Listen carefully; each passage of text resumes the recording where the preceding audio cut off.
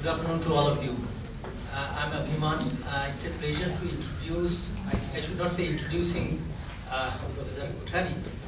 Most of you know him, but still I'll give one formal introduction. Before that, let me just tell you a little bit about my connection with him, which possibly he may not remember. It was in 2004-05, I was visiting MIT Economics. And Sloan happens to be one floor up. And being an Indian, try to look around and find if there are other Indians. So I just pushed his door and I started talking to him. And that's the way, actually, since 2005, I happened to know him. And since then, we used to have some connect with, primarily via emails. But when I came to IIMA, then that connection increased. I have been interacting with him, and he has been, mentor, advising us quite a few things. He has been with us on a couple of other seminars. I think before Corona, when he came, he also spoke on about Indian economy. In between, he spoke with his batchmate, Jayan Verma, in one of their dual conversation which happened in the Mr. Center panel. But today, while talking to him, he said that he would going to talk about policies to propel economic growth. That's the major theme on which he is going to talk about. And let me formally introduce him. He is currently the Gordon Billard Professor of Accounting and Finance at MIT Sloan. He is 1982 batch, 82 batch of IIMA. Before that, he was with Billard. And he is not just an academic. He is an academic who has strong connect with the policy and practice.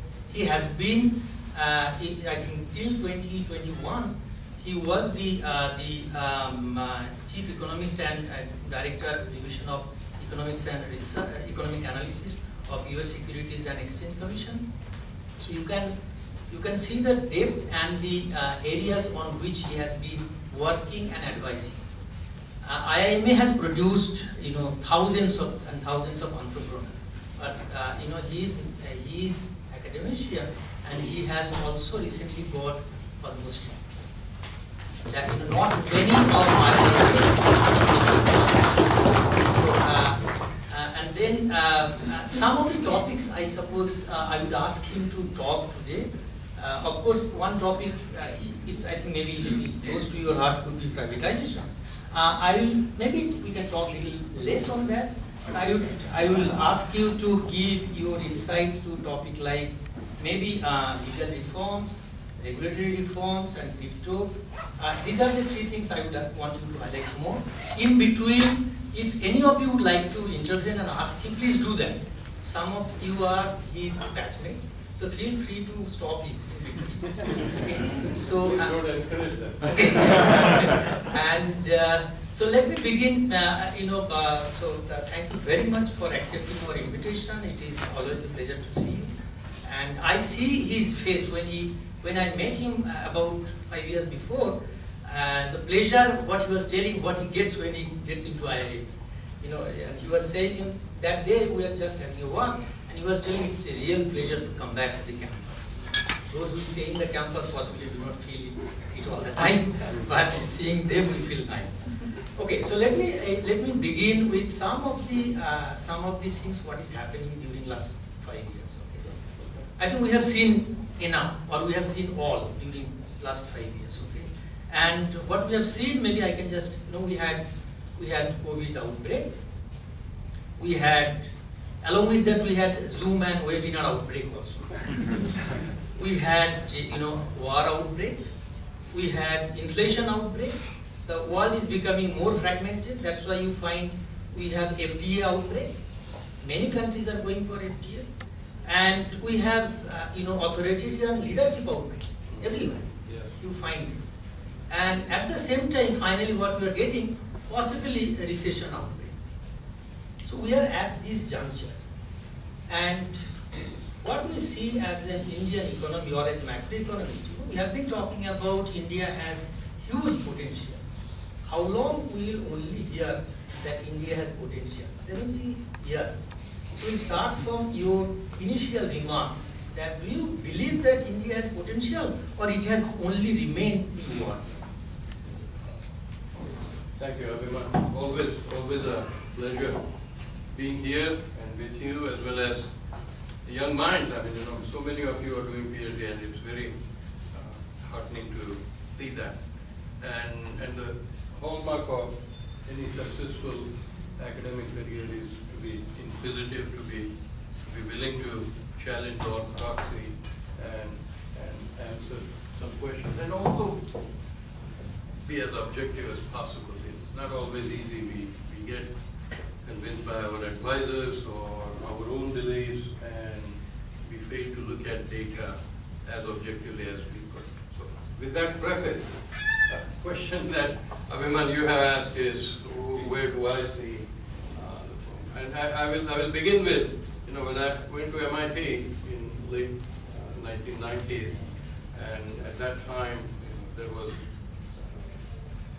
India 2020 was, and that was about 20 years away, and I gave a talk at that time, and I said that, well, unless you change, you meaning India changes some of the real activities that the way they conduct business, and those are about who owns productive assets, privatization, or legal reforms, or regulation, the amount of regulation there is, law enforcement and legal reforms, and regulation, and basic things like literacy, and then finally infrastructure. Those were some of the topics.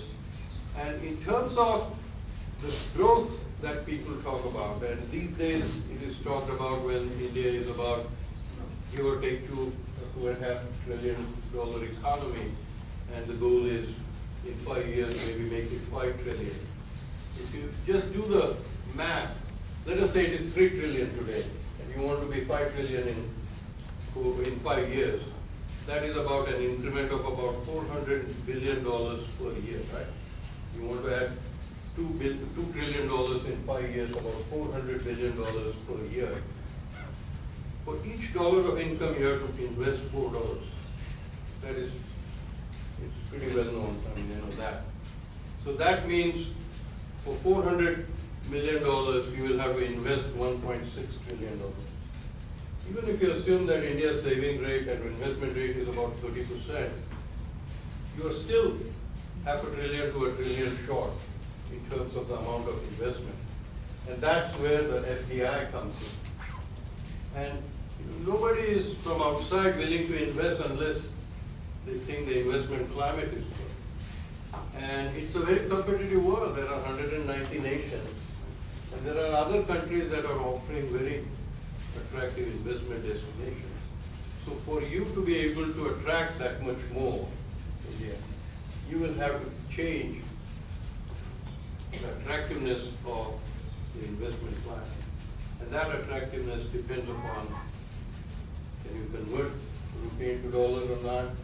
Do you have regulation that is reasonable? Is there some decent infrastructure or not?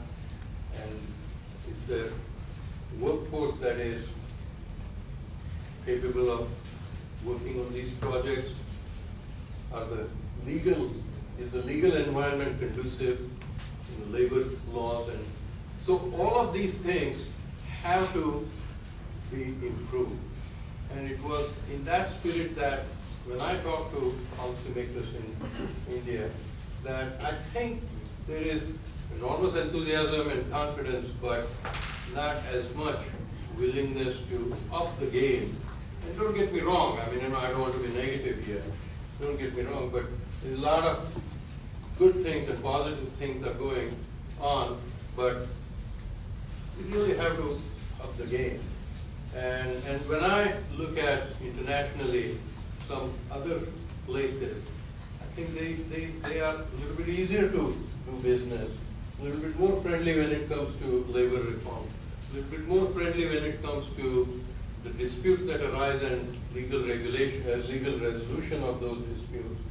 So, or the population, how educated it is, or what kind of infrastructure that exists. So, I think the solution is pretty straightforward in that sense, in that we have to become better at many of these things in order to achieve outsized rates of return. One final point, and then I will stop and say, we can, is that exports. Right? Now, there are countries like Japan and Korea. They became really, after World War II, they were quite, Japan was decimated and Korea was one of the poorest countries in the world. And they, over time, have pulled themselves up by way of exports. And then more recently, China has done quite well. But do remember, Japan and Korea, their population, Japan is only 110 million or something in that neighborhood. But it's and Korea is even smaller than that. But Taiwan is much smaller, right? So they were producing output, exports, that was bought by the West, which was several hundred million to a billion population. So it was possible for a billion population to support Japan and Korea. And that support is the wrong word in the sense that nobody was supporting anybody, but they were buying goods, and it was beneficial to both.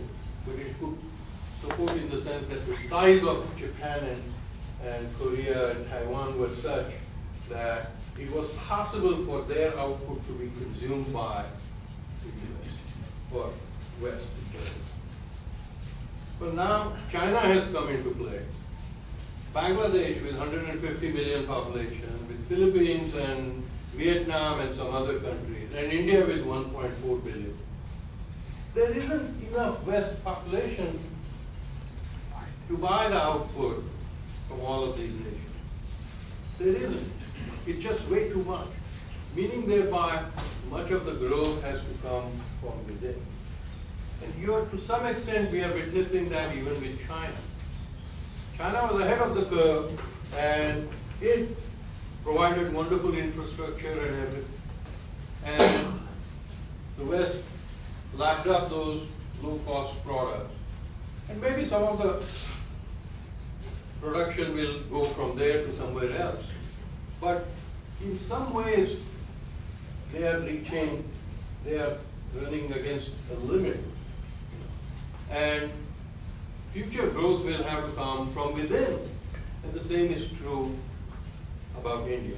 I'm not saying that therefore do not focus on growth. You have to, on all cylinders you have to attack, okay? But I'm saying that it is not possible to be export-based economy and hope that that will transform the fortunes of. If you look at agriculture, about, depending upon how you count, few hundred million agricultural farmers in India. So that means each farmer is feeding herself or himself, maybe their child, and maybe one or two persons beyond that. You cannot get rich off of that. In the US or in the West, maybe 2% of the population is farmers. That means each farmer is feeding 50 other mouths. And that's how the farmer is making a decent living. So this is not, this is just basic arithmetic. That if you have 400 million farmers and 1.4 billion population, 400 million farmers cannot get rich off of the remaining 1 billion people. You cannot. It's simply not possible. Mathematically, it's not. So we have to think in terms of how to solve some of these problems. And the only way out is to enhance productivity, to invest more, and to become better by way of education, by way of infrastructure, by way of regulation that is friendly to businesses, but not giving them an opportunity to extract wealth from consumers, meaning thereby to have more competition. And then should have a safety net. The hallmark of a just society is that we provide safety. And so have some of that also side by side, because without that we don't want to witness a society in which the able are doing well and then there are some who are having difficulty surviving. That's not a good picture. So we have to have the hallmark of, as I said, the hallmark of a just society is to provide the safety. Let me pause here and then see, we can get a little more specific. Yes, yeah. I think maybe I take from your point of agriculture, what you said very rightly, it has still remained a livelihood option, not an economic activity per se. And in India, we talk about farmers as annodata. We do not call Maruti as Garidata. Okay, so do you think it's a mindset problem? I suppose. I think in general people like to say nice things about. We don't like to be saying negative things about. That's human nature. So we do that. What I do not like is to characterize farmers as annodata, but others to demonize them. It's not necessary. I think there's room for farmers to be doing well, doing good for themselves as well as the society, just as it is good for a carpenter or an automobile manufacturer or anyone else, or Bollywood to be doing good for the society. So it doesn't have to be, we don't have to be that judgmental, and we can be saying that, are you making an honest livelihood, and are you excelling at what you're doing, and how can we be helpful in respect? That has to be the role of the government. So I don't know if this is mindset or not, but I would like to say that I think our politicians and everybody ought to sing praises of not just farmers, but of others who excel in various other activities. Okay, I think one of the legal reform issues you mentioned at the beginning is kind of enforcement of contract. This is an age-old issue, but I want to highlight one particular thing where we struggle a lot from the side of MSMEs. The problem, let me put this problem from this side. The MSMEs, they produce goods and services, they employ a large number of people, but when it comes to payment of their dues, there is a large delay. And that delay, let me quote one statistics of our MSME Minister, Mr. Kothari. We are talking about total dues to MSME sector is over 6 lakh crore. Half of the total, I think, stimulus package during COVID, what government has given, is actually should have been given to this MSME sector. Okay? And that due has remained even till today. So here, there are various enforcement acts or legal provisions are there. It's not enough. Even technology is trying its best to find a solution. MSMEs become the bank of the bigger companies. So, what do you think that, which way we can move forward? I will take a stab at that. I don't mean to profess, I don't profess to be an expert, but there are two issues in fact. One is when a buyer is getting credit from the supplier, that's what it is, and it's taking longer than the contractual dates. Suppose it is a 30-day contract and it's taking 70 or 80 days, for the sake of argument. Now, it very well might be that is the practice, and the supplier has to go along with it. The other possibility is that the buyer is taking advantage of the supplier, meaning thereby it should be 30 days, but it's taking 80 days, in which case the law enforcement or legal recourse, that is the solution, right? Or that would be one solution. And there I think the government has been right.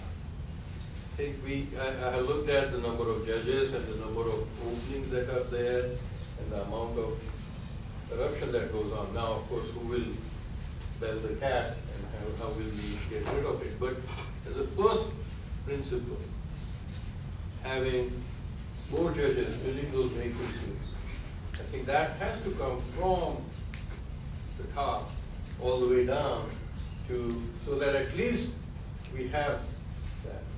Second, there are some legal reforms, or some which say that the judges, they have to offer some ruling within some stipulated amount of time. For example, even in the US, not that it's a model or anything, but my understanding that the judges, they are given a particular number of days to rule on things.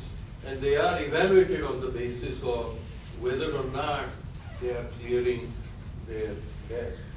So we have to put in place some of these reforms and keep moving forward. So also, I don't see any reason why India cannot allow, it cannot say that, well, if you are a lawyer from 20, 30 or 50 different countries, suppose that you are automatically qualified to be a lawyer here. So you want to work on multiple dimensions, and because you are doing a lot of international business also. And one of the things I repeatedly hear from India, oh my God, we don't want it because of the legal kind of environment. So you have to take that seriously, that's why they are saying, and ask, well, what can we do so that your experience and perception are less unfavorable? And that I think, rather than saying that, oh, they are, well, whatever you're saying, doesn't matter, but I think it is essential that we do that. It's good for us. So, okay, and a little bit relating to privatization. So I know you have been advocating privatization for many reasons. Do you come primarily from the efficiency improvement or removing loss-making entity to a problem? I think efficiency has to be the guiding principle, because loss-making is sort of, it's a zero-sum kind of thing.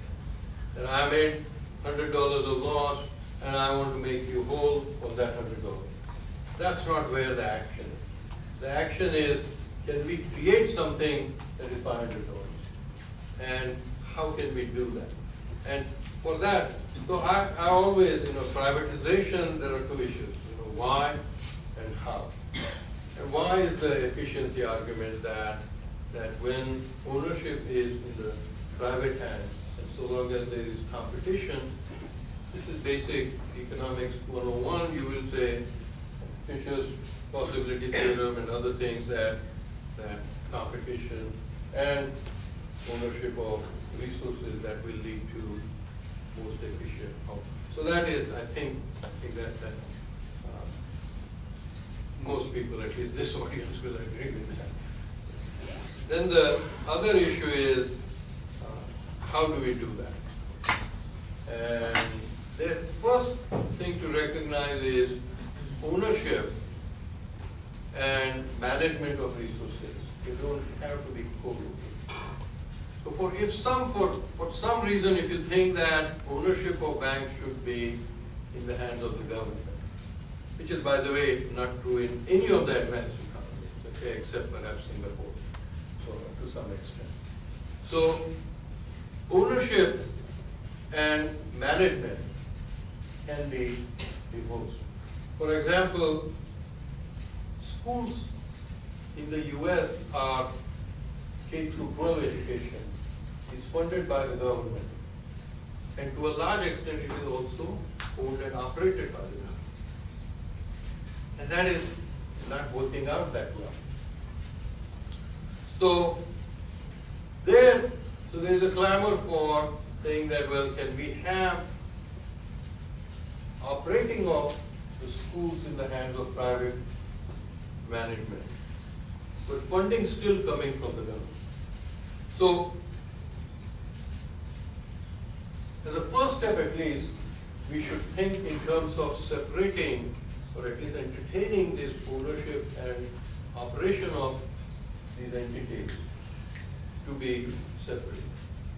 And the second is, in many cases, even though ownership is not necessary to be in the hands of the government, the only reason why ownership is there is because of the externality, right? Public good type of issue. In many cases, that public good argument doesn't really hold water. So now what I have suggested is, if you want to divest, say, that, then sell the ownership 1 or 2% per week or per 2 weeks. And in 6 months or a year, you will be able to sell a lot of the equity to. The advantage of this is you don't have to look for a single big buy. For example, now I'm not passing any judgment on whether it was right or how it was done or anything. Not, I am passing judgment on how it was done, but not whether there was anything right or wrong. But think about Air India being privatized. They have to spend a lot of time looking for a single buy. There's no need. Okay? And then there is the question about pricing. And there always will be accusations saying that, well, it was sold too cheaply or too expensive or something, or labor was given a raw deal, some argument, as I said, right or wrong. Instead, if you look at, I looked at who owns Bank of America, who owns JP Morgan, who owns Citibank. The biggest owners are Vanguard or some of those kind of mutual funds, who are owning on behalf of very diffuse shareholders. So there isn't a single or a dominant owner of these banks. So if those banks can be owned by those diffuse shareholders, I think they can be owned also in India. And as far as management, well, those shareholders, they have strong motivation and interest to put in place a management team. Maybe they will choose the existing management team. Maybe they will bring in people from outside. Maybe they will do whatever they will do, but they will choose a board of directors, and that board of directors will hire new management. And I'm not saying that every experiment will work out, but there will be some mistakes. But on the whole, I think it would still be better than where we are. And there are so many industries of this kind, in entire oil and gas. Now, all of oil and gas in the US is owned by private entities. It's good or bad, but whatever it is, it doesn't seem to be doing too badly compared to nations like India or Bangladesh.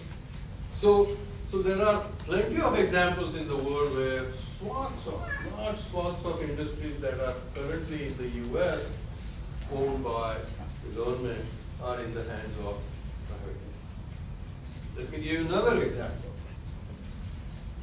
Boston is a city of about 5 million population. It has about 200 small cities. I live in one such, Lexington, about 35,000 population. Lexington has its own schools. It decides how much to tax people for their homes. It has its own services like water, and it has its own police. It has its own fire department, and so on and so forth. You get an idea how much decentralization there has been. They do their own roads. So you go from one town end to another town, and you notice the difference also. Or if they have paved a particular street, that ends into another activity, they stop where they sit. Now, are there some problems in this, and has this gone too far? Perhaps, I don't know. But certainly, it is far cry from the amount of centralization that we see in India or some of these countries, and compared to that, some of the other places. Now, why is that? We are talking about competition. Even when there is government ownership, there is competition that towns compete with each other.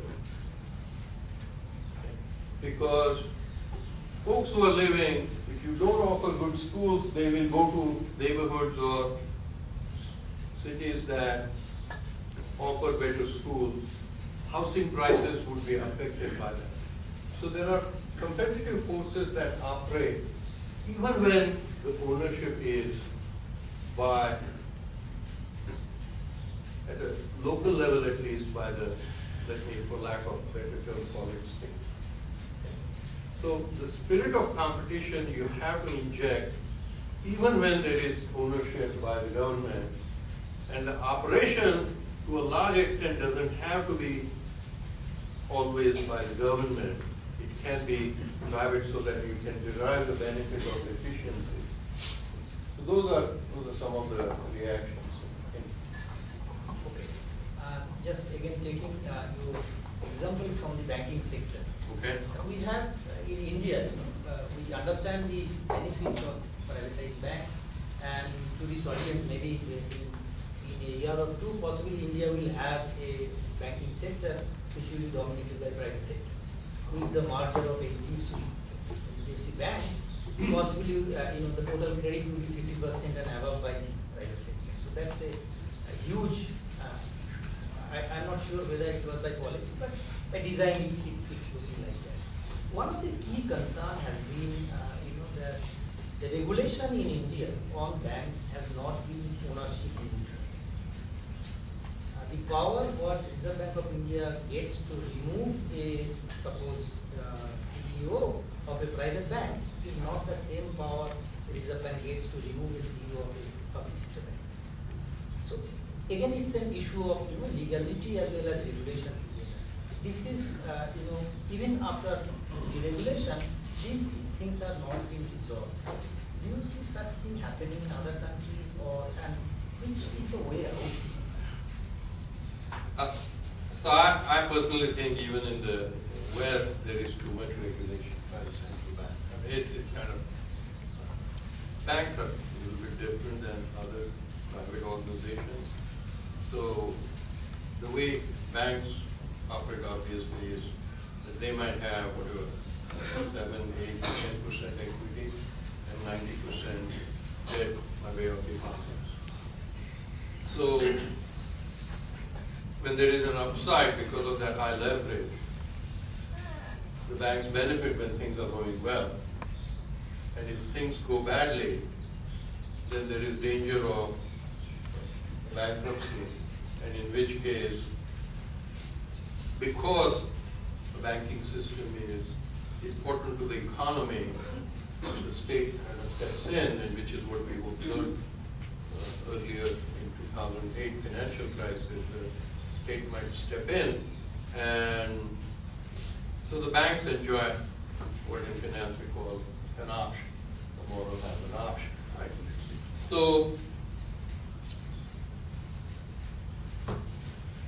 therefore what central banks do or states do is to regulate, to try and prevent banks from taking excessive risk. Now of course, if you have even 2 or 3% more capital, some of the risk taking by banks would be, that incentive will go down, because now they will have to lose a whole lot more in order to benefit from the, if things go awry, the government has to step in, right? So to me, at least, the solution is to marginally increase the capital requirement and take it a little bit easier on the amount amount of regulation that banks face. And then simultaneously, of course, you need pretty decent enforcement. For example, be clawback arrangements for compensation, not at the lower level, but at the very highest level, or in general, enforcement of if banks are going astray, then curbing that excessive risk-taking behavior or some other fraudulent behavior. So there is no economy is going to work well if you do not have good law enforcement. That is a necessary condition. Okay. And that requires the government or Modi ji, for example, right now to wake up and recognize that that is an important issue and that has to be done. If there isn't any mechanism that can say that that will motivate a politician to have good enforcement other than saying that, well, they recognize the importance of it. Good enforcement is a little more likely if you decentralize, because two things happen. One is the power to enforce is decentralized, and people notice the cost and benefit of that because your neighbor starts to look or perform much better. Then you say, wait a second, what's going on? Why is my neighbor doing much better? The neighbor is doing better because the neighbor is reaping the benefits of good law enforcement, so maybe that competition will help induce you also to up the game. Okay, maybe a couple of questions then I open up for your. This relates to elimination of the legal recourse against the corruption. So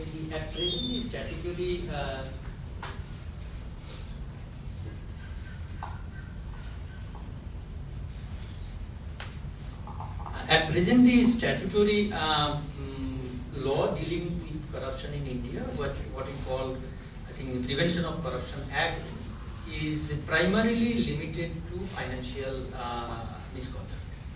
That too more enforced towards the public servants. Very little it has enforcement capability on the private sectors. So this has created, this is a kind of again structural issue. This creates uneven legal playing field. Yeah. So I'm not quite sure. Earlier you said about the government's ability to remove bank CEOs or some executives. By and large, I haven't seen in other countries that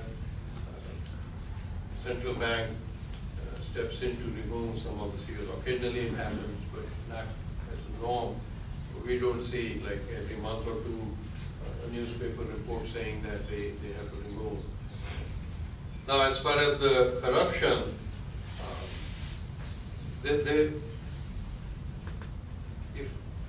whether it is government or private entity, if they have expropriate, corruption is sort of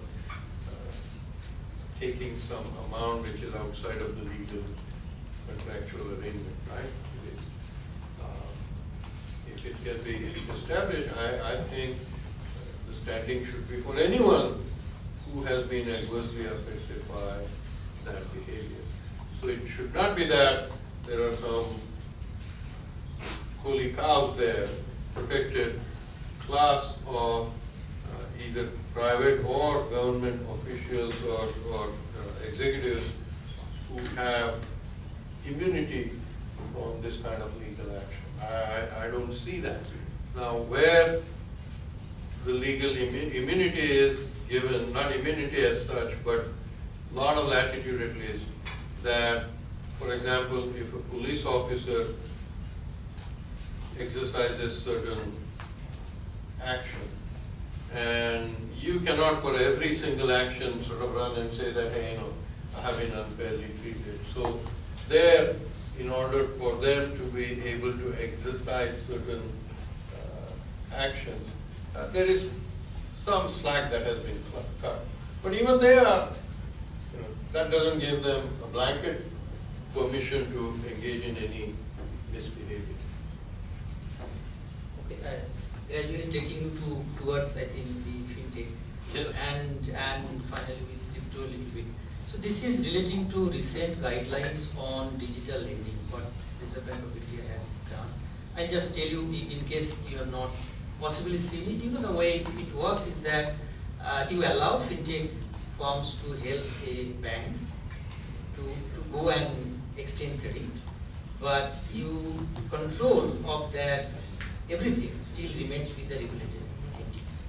So that stops in a big way fintech's basic purpose. They neither get the data, they do not, and the risk still remains with the bank. So this was a kind of, I think, dampener for the fintech firms, and the way everybody thought that here is a regulation which is going to help fintech firms to go and big way extend lending to the under sector.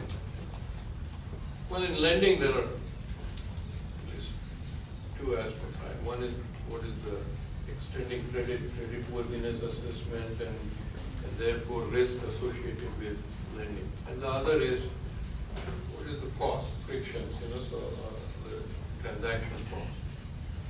And I always thought that fintech can help in this second aspect, which is that it has the potential to reduce some of the cost, data gathering, processing, that data analytics can help.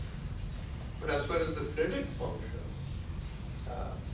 they can also, credit evaluation might be automated and cost can be lowered. But ultimately, the risk is going to remain where it is. So, I think there clearly are some benefits, but when some people in the US also, they talk about DeFi, decentralized financing, and I think they think just because we have technology or it can be done electronically, that the cost would be going down. No, they are not going to go down. The risk of lending to individuals, that is going to remain what it is. So I think there is some progress to be made, some benefits to be reaped. There's no question, so I'm all in favor of that.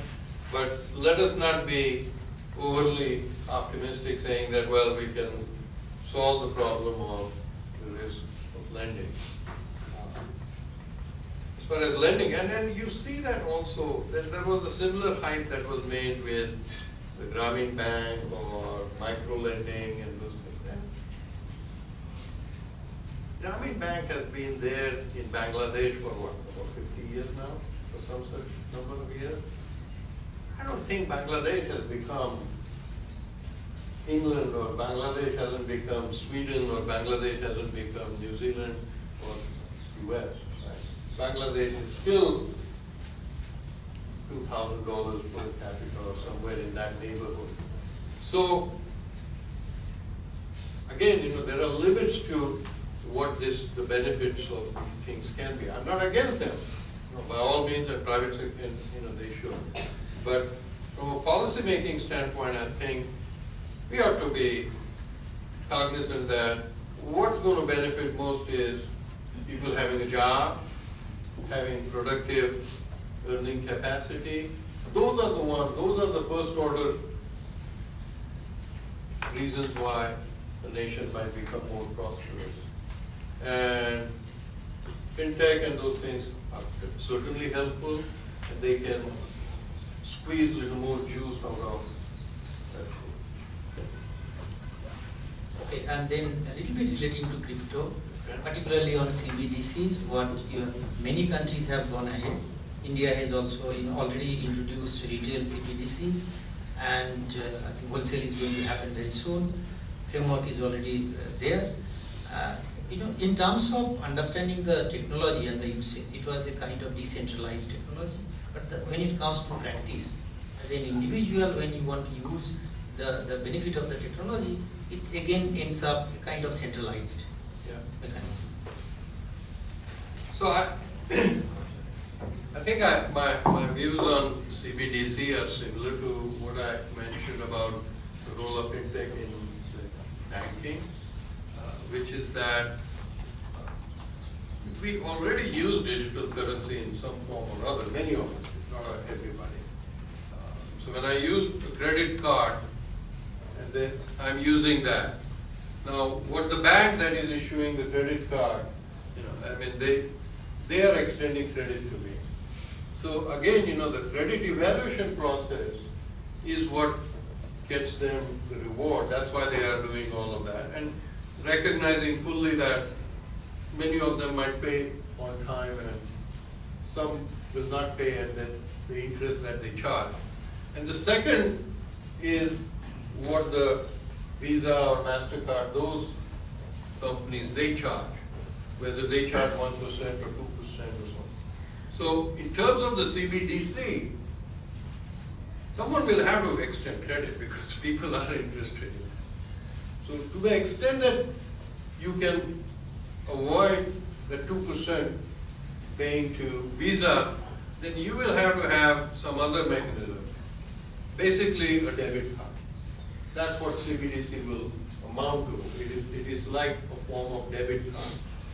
Now, I have an opportunity to use debit card or a credit card. And I tend to use credit card. No, nobody has forced me to do that, but that's what I'm doing. And that's what many others are doing. What CBDC will imply that we don't want to, you can use essentially a debit card. And I don't know, maybe people will change if those who have money. And those who want to borrow, certainly saying to them that, hey, use debit card is not a solution. That doesn't solve the problem for them. They have to borrow money and banks will borrow it. So I think what will happen is, this is what right now there is a little bit of cross-subsidization. And it will become pretty obvious that those who do not have an ability, they will have to borrow purely and it is hard for me to predict as to what exactly would be the effects, but that's what, there would be a group of people who do not have the cash and they want to borrow. Now, central bank is not going to sit down and say that, hey, here comes Alok Kochhar and wants to borrow, and they are going to evaluate Alok Kochhar's credit worthiness and decide, okay, you have limit or so. So it will have to have some intermediate. The CBDC is not going to solve the problem if someone wants to borrow. If Alok Kochhar wants to use cash as a debit card kind of thing, he can use it right now, or he could with CBDC use it. So I personally am not a big fan of CBDC kind of, the central banks doing it.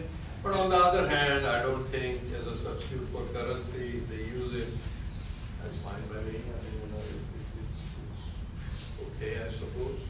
But I don't see a whole lot of wealth creation or dissipation of wealth as a result of that. This is one of those, there was a term that I think Miller used, neutral mutation kind of thing. This is one of those things. This is not a game changer. Okay, my last question. Do you still consider crypto as an asset class? Well, that's a loaded question. Still, it implies that I did what one point in time. So, to me, I don't want to be overly paternalistic about crypto. So, I mean, if you ask me my personal opinion, I don't think there is much value in crypto. But on the other hand, who am I to say? If someone else wants to think that there is value. So, cryptos, I think there are three functions. One is storage of value. Second is sort of as a money supply. and third is as a, I'm sorry, Unit money of laundering, not money supply. So, and the third is as a storage of value, money laundering, and as currency or money supply. Currency and money supply, crypto, I think it would be foolish for them to think sovereign nations, they have elected public officials and others, they have the right to, and they have, the population has given them the rights to exercise what money supply influence economic growth. So that function I don't think can be usurped by private governments, nations, sovereign countries will prevent that aspect. The other is money laundering, something that gets talked about. And there are different estimates from 2% to 20% or whatever. So, the whole premise of cryptocurrency is transparency. That seems inconsistent with money laundering. So I think money laundering is taking place only because the government is not willing to enforce. So I think if a nation, if a regulator or others, they want to make even modest attempts at catching these things, then money laundering will go down considerably, if not entirely. So that leaves store of value. And that's where I say that I don't want to be overly paternalistic. If some people think that it has value, who am I to say or question that? And that's my attitude. And I don't think it is going to bring down economies. And we already have witnessed more than $1 trillion of value dissipate, and that hasn't brought down any economies in the world. So I think this is a game that some people want to play. I think the role of the government or wealth advisors or others is to warn investors what the risks are so that they can go with their eyes open and decide whether to invest in cryptos or not. But I don't see the expression we used to use at the SEC was we want to be the referees so that the game is played with integrity and not to be coaches. We are not coaches, so regulators don't have to be coaches trying to improve the game or beat the competition or any of those things, but a little more as referees. Thank you very much. Now it is open to all of you. Maybe starting from your backgrounds. Yeah, it doesn't matter. They torture me all the time anyway. Speak loudly. You introduce yourself. I'm Akshay. Akshay here. I'm a former PhD student. Also, I think you want to speak loudly, as you claim. my name is Akshay. Yeah. Fourth year PhD student, marketing area. Also 2009. So nice to meet you, sir. You spoke about separation of ownership and management when it comes to privatization, and you gave an example of schools in the United States.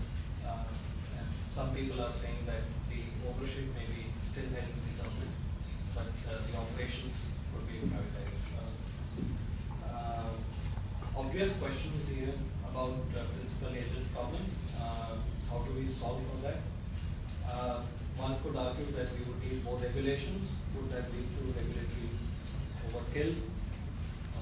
Some sort of rent-seeking by overzealous bureaucrats? And basically, the question is who ensures proper policing? If that's Yeah. the word. So that's none of these things are easy. So the idea is that when there is operating by private entities, that there is competition. So that competition to some extent disciplines some of the bad behavior that we follow. So if, for example, if there are 50 banks, even though they all, to some extent, are owned by the government, the fact that they are competing with each other will ensure that they are not exploiting, they would not have an opportunity to exploit any consumers. Now, the other side, what you're saying is, would the government have an incentive or regulator have an incentive to over-regulate? I think that they have been given the authority to regulate, regardless of where the source of financing is. So that it doesn't matter if it is already in privately invested and operated competitive economy, or government invested and privately operated competitive. You would think that the regulator would have the same incentive. So whether it is good or bad is not contingent on the point that I'm making. Right? So. Thanks.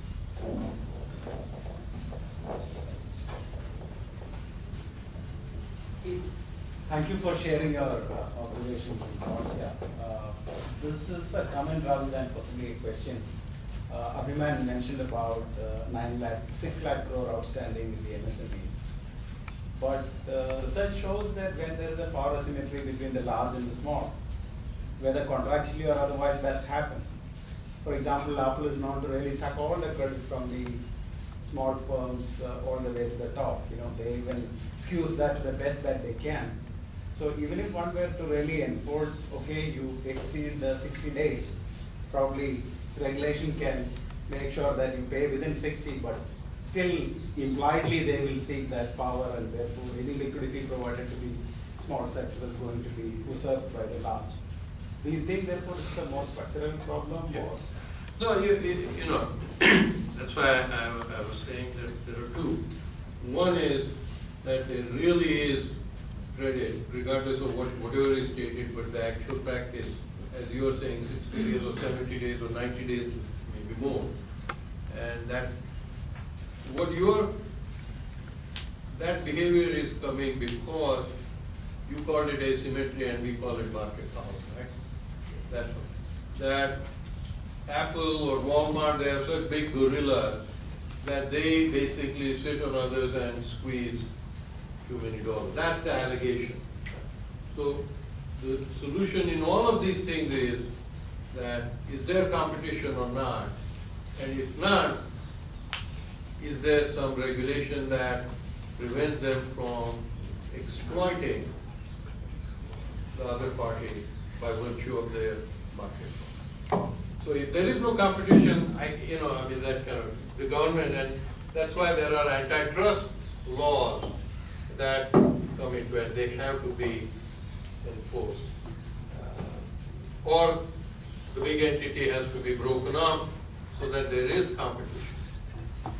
Now, what I will say is, more often than not, there is a fair bit of competition. Because, but that said, that is just my belief or some observation. But the principle remains exactly what we said. And if you think that there isn't competition, someone has an opportunity, ability to squeeze more super competitive return to be earned by virtue of their market power, well, that cannot be addressed by what we have been discussing. That can be addressed only by some legal regulatory intervention. Thank you.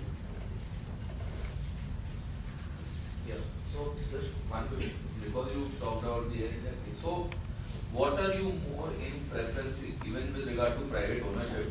You mentioned two cases. One, how Air India is a majority stakeholder, while JP Morgan and all these have diffused shareholder basically. Which is the case of HDFC Bank as well in India, majority, which is majorly owned by institutional investors. So what style of ownership are you in more inclination to? Is it more of, because in India also several growth companies are highly promoted, a single large promoter instead of the shareholder. So which side do you see more alignment? No, I'm not against any entrepreneur coming up and even wanting to have 100% ownership. More power to that. I'm not passing any judgment. What I'm saying is that it is not essential to look for a Tata to buy. If Tata comes and buys it, I don't have a problem. But we don't have to limit ourselves to. If 100 other investors want to come in and chip in and something, let that be. If Tata wants to buy, and if I'm supposed 2% selling every day, they can buy those shares. They can accumulate enough stake and become. So I don't want to pass judgment on who owns or give some preferential treatment or non-preferential treatment to Tatas or Ambanis or Adanis or anybody. I'm not. I'm just saying that let people do it. And all I'm trying to say is that even if there is diffuse ownership, the sky is not going to fall. Things can work just fine. In fact, there in privatization, the bigger challenge is how to overcome the resistance of employees. And I have always argued that we got to give a big chunk of shares to employees just to be willing to accept privatization.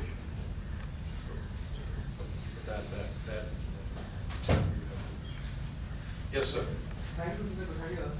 I'll go back to what we started with. So my question to you is, what's your opinion about the way goalposts are being set in terms of growth?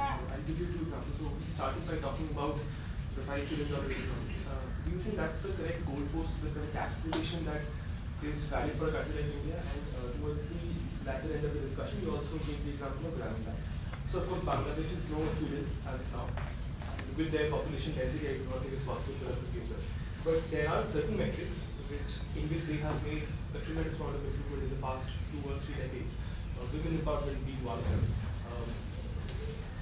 Equity of earning at the bottom level of the social side of that being another of them. So these are also benefits that part of them could be accrued to the micro lending scheme, which was set in stone by facilities. So what's your opinion about the way the goalposts are being set and the way we are looking at the representation of others? So I'm not, goalposts are helpful in terms of guiding some action, but they are not essential. I think what is essential is what will generate more income. I mean, why do all parents want their kids to go to IIM? Because they think that, well, getting that education and it will get a better job, right? And better earning power or not everybody can go into IIM. But the basic point is better education would help. Similarly, infrastructure would help. Less regulation, not being stifling kind of regulation, that would help. So those I think are the metrics that the government ought to focus on. And the consequence would be $5 trillion. You cannot say that, well, I want $5 trillion. It's not going to happen if you don't do these other things. So if you have a sensible way of saying that, well, we have done these things, and therefore I expect $5 trillion. Maybe I will get a little more, maybe a little less. I think that is wonderful. But that's not how. It seems almost like this $5 billion pulled out of the hat, seems like a nice round number, 5 years, $5 trillion, and we want it. And you say that, wait a second, can that happen? What would it take for it to happen? And I gave you the example of what investment is needed, right? Not easy to have that kind of investment. And you know that if you don't make that investment, you're not going to get income. I mean, you will have to perform a miracle to get that income without investment. So my question is with respect to central bank and regulations. So when we look at central bank, let's say in the US versus central bank in India, we see a fundamental difference in the objective of the central bank. So when you come to India, you also have growth objectives along with price stability. And recently, even the welfare objective is starting to take up some amount of space with respect to the functioning of the central bank. So when you look at this front, is it okay to rationalize these regulations when we're looking at all of their responsibilities as a whole? Because a central bank for an emerging economy, at least from what I understand, is not necessarily focused only on stabilizing prices, but also on a very holistic perspective. It's a fair point, but I also think that many times that those other objectives get used. So let us look at for last 50 years, have you achieved that? If that's what we have been saying, that we do that and therefore we want for some more, at some point the music has to stop. And you say that, well, you have been trying that, and that hasn't worked, has it? And then therefore, what do you suggest? Why do you want more of the same thing that has not worked for so long? That's the approach, that's the question. It's not monetary policy, it cannot do so many other things. We don't say, you ask yourself, is New Zealand a good country? I mean, nicely prosperous and everything. Does the Central Bank of New Zealand come into your mind as one of the important reasons why New Zealand is doing well? It does not, right? In so many other things, we think about shape before we would think about central bank when New Zealand is doing well, right? So Sweden is doing well. Do you think that, well, oh, Sweden, they have wonderful central bank, and therefore Sweden is doing? No. We tend to think that, hey, people are educated, the system works, you go there and trains run on time and everything. So many things you see are happening that are palpable, and we can imagine that's the reason why Sweden does well. We don't think of, oh, Sweden has a phenomenal central bank. They are doing it. So that's the part that here we have been brainwashed into thinking that the central bank can do these things. Answer is, there's only so much central bank.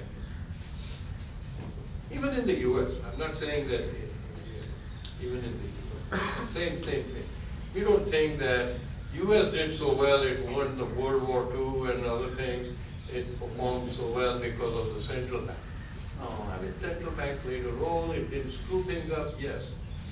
But it's not, Bill Gates didn't come about because of central bank, nor did Microsoft or Google come about because of central bank, nor did Tesla come about because of central bank. So I think we want to temper our expectation. I'm sorry, this is not directed just to you, but so that we have to realize what it can and cannot do. And giving some objective, I think is unfair. I don't think they can deliver on that.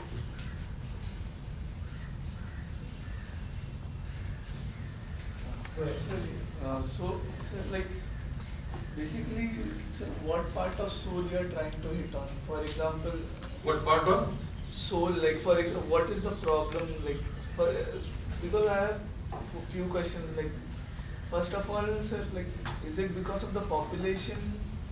Because, I don't think so. Because you are saying that agriculture is very decentralized, not too much centralized to one of the person. So, like, is it because of the population, or like, also, sir, like, there is also outflux of right kind of people going out of India, and they are not coming back, and when they are coming back, they are coming with a different country's mindset. So what, like, for example, British. So let us take one at a time, okay? Agriculture and that. Yeah. I think the solution is going to be more of the folks from agriculture going to other businesses. But that's not going to happen over time. Yeah. It is going to take 10, 20 or 50 years. So this is not, China's problems didn't get solved in 1 year. Same thing. I mean, China has been at it for 40 years. Their first reform began in 1979. And where is China today? You think it has done, but it is roughly comparable to Mexico in terms of per capita income. So, or maybe even less than Mexico. Okay, less than. So it has a long ways to go.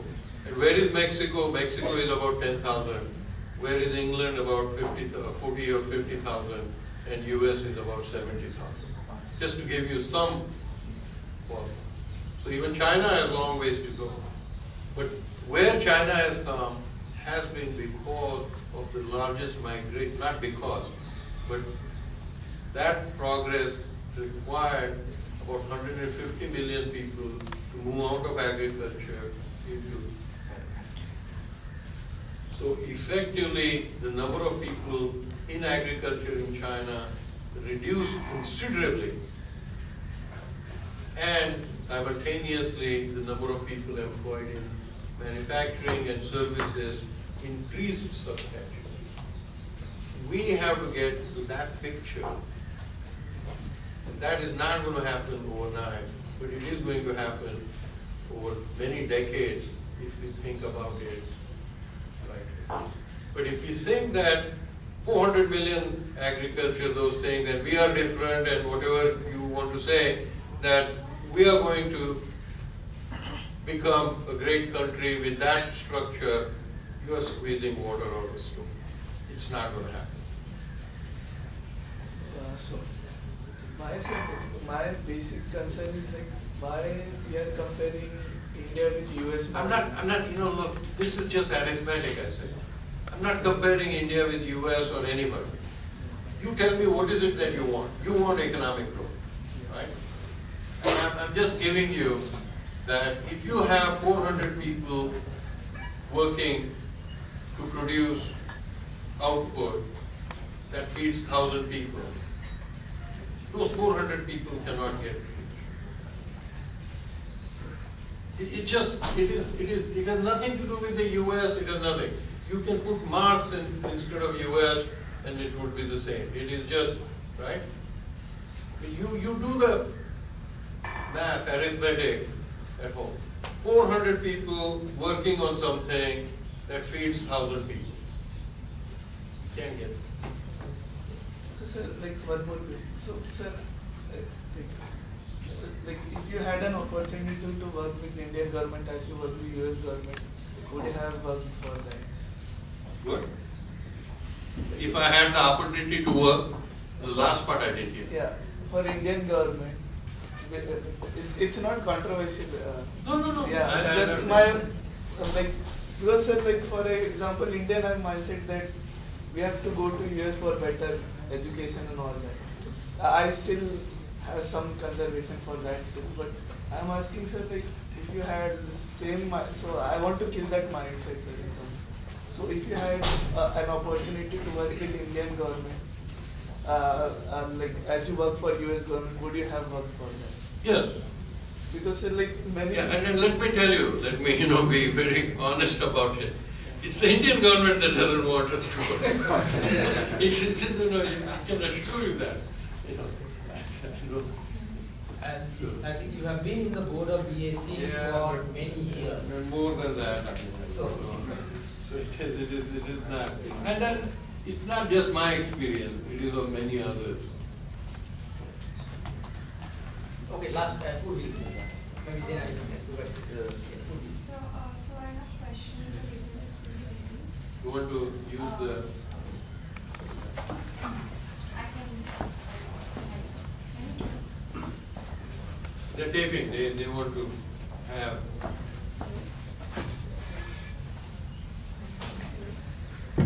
No. Hello. Okay. So my question is related to CBDCs. So with the introduction of CBDCs, do you think the monetary policy is going to work differently than it is right now? Or? CBDC has some advantages in the sense that it can monitor how much is the money supply almost instantaneously. But as I said, I think there are some benefits, but knowing what the money supply is within every minute versus every day or every week, I don't think that is the game changer. I don't think that's where the main problem is, or any whatever problem about it. Will it be better? Perhaps. Will it be a lot better? I don't think so. Does that answer you? Lucky, last question. Yeah. You talked about law enforcement. Yeah. You spoke about law enforcement, right, in the talk, and you were also with the SEC. So I kind of see a slight tension, because on one side we say that there should be laws that favor good investment climate in a place like India. At the same time, we also have to see that companies that invest here are not allowed to get away with anything if there's a proper like fraud or something. Right. I see a slight tension in these two things. Yes and no. I mean, look, what I'm saying is that if you commit fraud, good law enforcement means there is greater likelihood that you are caught and that issue is resolved quickly. Now, if you start doing that, now think about it, if he is a private operator and he is private operator and she is private operator, they are going to think twice about committing fraud. Law enforcement reduces the reward to fraud. Right? That's what it is. So they are going to say, well, I don't think there is as much benefit because there is a high probability that I will get caught and be sent to jail. Jail is not a nice place. So they are going to alter their behavior in the first place. Do they still invest in that country? Because if you know that you risk going to jail, would I invest in that country in the first place? That's where I kind of No. That risk of going to jail is true in the US and elsewhere also. There's a high likelihood that this FTX guy, Sam Bankman-Fried, he might go to jail. So it's not like fraud doesn't take place there. Yeah, fraud. They have perfected fraud in some way. So I'm not saying that they are Gandhiji's there. No, they are just people. Some of them are fraudulent. But what I'm saying is that law enforcement discourages people from. It doesn't eliminate, but it reduces the likelihood. And therefore, people who are willing to invest there. You want fair law. You don't want arbitrarily people being whisked away to jail as our guests. So that will discourage. So that's what we mean by it. Thank you very much. We again look forward to your interaction with us, and whenever you are in India, please do visit. It's your own place. Whenever you are asked, I have never said yes, no. so I have something about that. Thank you. Yeah, but I really enjoy it. Thank you.